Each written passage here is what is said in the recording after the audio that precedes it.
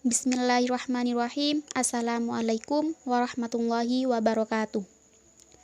Perkenalkan, nama saya Imamatus Sholihah dengan NIM terakhir 172 dari Program Studi Ekonomi Syariah Fakultas Keislaman Universitas Trunojoyo, Madura.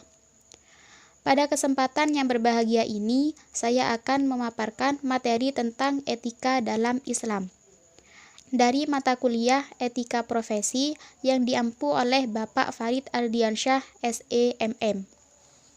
Baik, langsung saja kita ke pemateri yang pertama, yaitu tentang pengertian etika dalam Islam.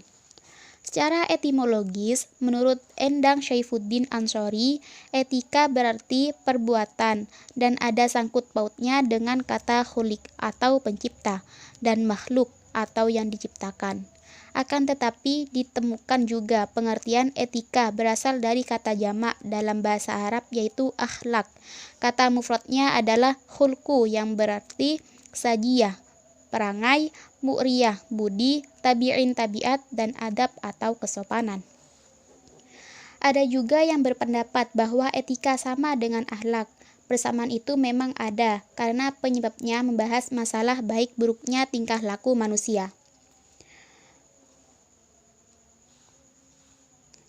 Sedangkan secara istilah ada beberapa pengertian tentang etika itu sendiri, seperti menurut Hamzah Yakub.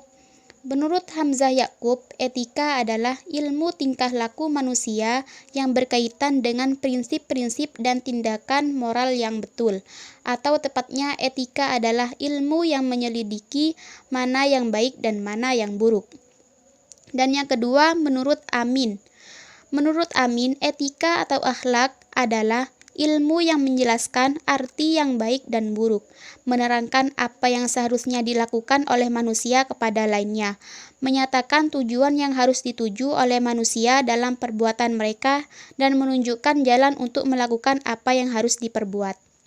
Ajaran etika berpedoman pada kebaikan dari suatu perbuatan yang dapat dilihat dari sumbangsihnya dalam menciptakan kebaikan hidup sesama manusia.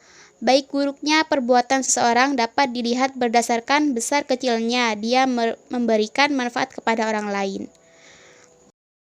Kata khulq dalam firman Allah Subhanahu wa taala merupakan pemberian kepada Nabi Muhammad SAW sebagai bentuk pengangkatan menjadi rasul Allah.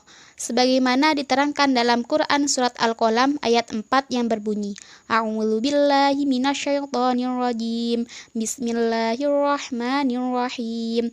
Wa innaka la'ala khuluqin 'azim. Yang artinya, dan sesungguhnya kamu benar-benar berbudi pekerti yang agung. Secara etimologi, kedua istilah akhlak dan etika mempunyai kesamaan makna, yaitu kebiasaan dengan baik dan buruk sebagai nilai kontrol. Dan yang kedua, menurut Imam Al-Ghazali dalam kitab Ihya'ul Ulumuddin, berpendapat bahwa adanya perubahan-perubahan akhlak bagi seseorang adalah bersifat mungkin, misalnya dari sifat kasar kepada sifat kasihan. Dan yang ketiga, menurut Ibnu Maskaweh dalam kitab Tahdzibul Akhlak menyatakan bahwa khuluq ialah keadaan gerak jiwa yang mendorong ke arah melakukan perbuatan dengan tidak menghajatkan pemikiran. Dan yang selanjutnya yaitu tentang karakteristik etika dalam Islam. Yang pertama, mengajarkan dan menuntun manusia mengenai tingkah laku yang baik dan menjauhkan diri dari tingkah laku buruk. Dan yang kedua, menetapkan bahwa yang menjadi landasan moral dan ukuran baik buruk dalam etika Islam didasarkan pada ajaran Allah Subhanahu wa taala. Dan yang ketiga, bersifat komprehensif dan universal.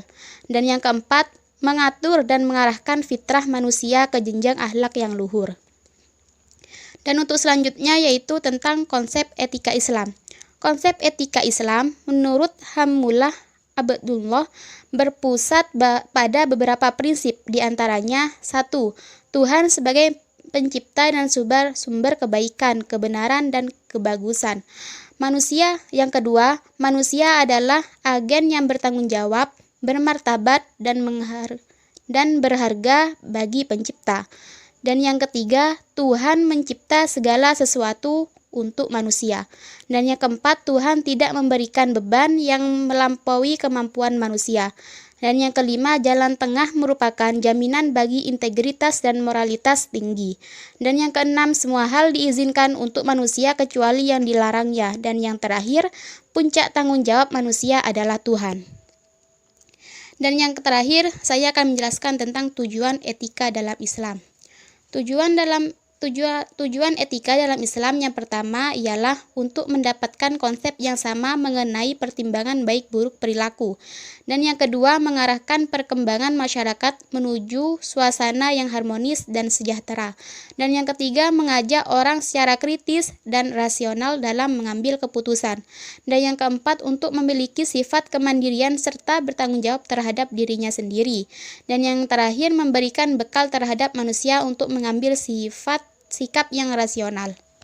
Jadi bisa ditarik kesimpulan dari awal pemaparan dari saya tadi, dari awal sampai akhir, tentang etika dalam Islam ialah membahas masalah baik buruknya tingkah laku manusia. Mungkin ini saja yang dapat saya sampaikan, kurang lebihnya mohon maaf.